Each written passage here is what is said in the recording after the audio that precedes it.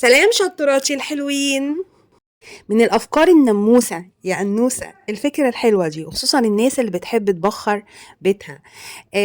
كل الحكاية طبق زي ما انتوا شايفين كده، أو طفاية عادية، وحبة رمل، حبة رمل خشن كده بتحطيه فيها عشان يمتص الحرارة، ومشبكين. بيس المشابك اللي بتستخدميها في تنشير الغسيل، بحط مشبك بالشكل اللي انتوا شايفينه ده بالطول، ومشبك بطريقة عرضية بشبكه في المشبك الأولاني زي ما انتوا شايفين كده.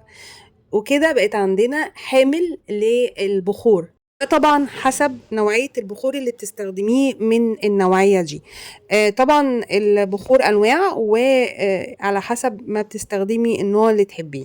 بحطه بالشكل اللي انتوا شايفينه ده، وولعه بالشكل ده، وكل اللي بيطلع من البخور بينزل في الرملة أو في الطبق. احنا زمان بنحطه في اي حتة ونلاقي حواليه مبهدل الدنيا، لان بينزل منه العادم بتاع البخور فبيبهدل حواليه.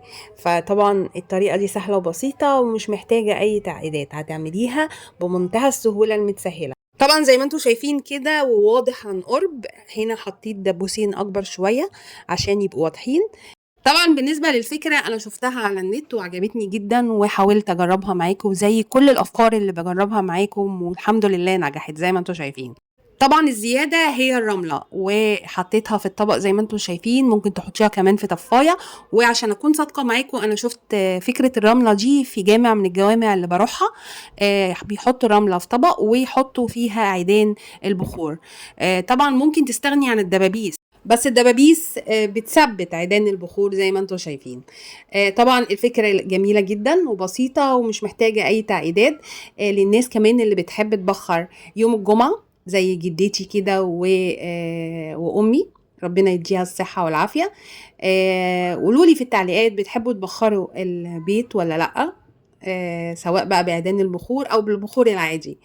اتمنى يا رب كل اللي بنزله يكون بيعجبكم من افكار ووصفات. وعايزة كمان أعرف رأيكم في التعليقات على كل اللي بنزله في الصفحة من أفكار ووصفات، وإيه اللي خدتوها من الصفحة سواء من أفكار ووصفات وعملتوها وطلعت معاكم مظبوطة واعتمدتوها بعد كده.